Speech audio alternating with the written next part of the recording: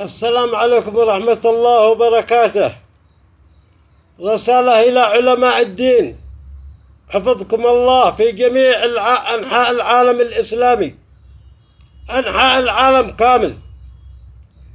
أحب أبلغكم أن حكامكم غشاشين، بما في ذلك بلاد الحرمين الشريفين آل سعود، ويحكموها على الزنا واللواط.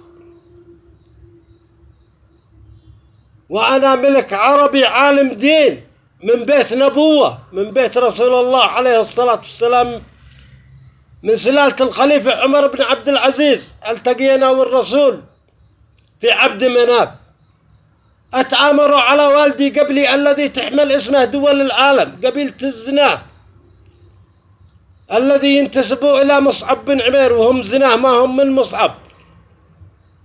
يعملوا في الاستخبارات في السعودية وفي الإمارات وفي اليمن. أسنت سلطة لابن سعود يحكم بلاد الحرمين. أنا من بلاد الحرمين، وقلت حكم ابن سعود صالح ما هو خارب، يجلس على ما هو عليه. أنا ما خرب الصالح. واليمن طلقتها وطلبت خروج أموالي الذي من بعد أهلي بعد الدولة الطاهرية، وإرسالها إلى خزانة المملكة العربية السعودية.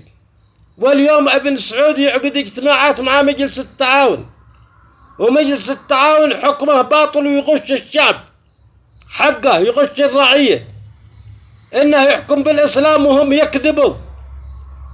مخالفين دين الإسلام يحكموا على زنا واللواط.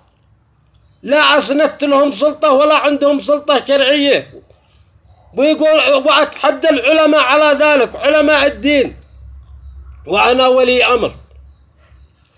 الآن عليكم أن تعلموا أن بلاد الحرمين قبلة المسلمين تحكم بالزنا واللواط،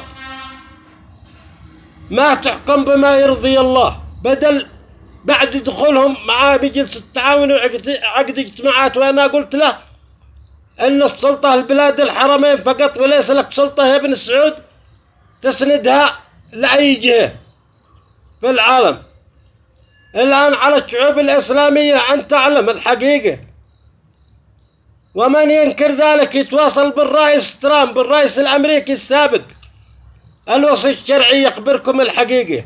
ولا السيد عبد الملك بن بدر الدين الحوثي من أسرتي، من بني هاشم، وأنا من بني أمية، والتقينا وياه في جد واحد في عبد مناف من قريش.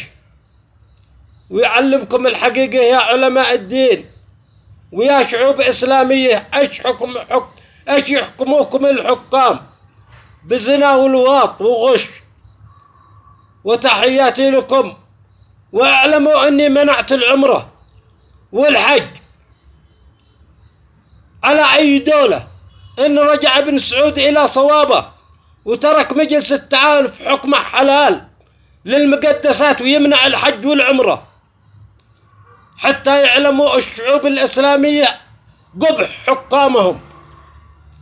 ما رجع، فاللهم أني بلغت، واللهم فاشهد إنه يحكمها بالزنا واللواط، ولا له سلطة شرعية مني، والحسابه على الله. ما أنا اللي بحاسبه، أنا ضعيف الله مسجون في سجن ملك الملوك في صنعاء على شرفي الذي ارتكبوا فيه الزنا واللواط من أجل هذه السلطة. ولا أريد سلطة، وأريد رضا الله. والسلام عليكم ورحمة الله وبركاته. الملك عاتق عبد الله علي جابر الطاهري الذي تحمل اسمه دولة الإمارات العربية المتحدة، وتحمل اسم والدي باقي دول العالم. والسيد ترامب، الرئيس ترامب يعلم ذلك، والسيد عبد الملك الحوثي يعلم ذلك.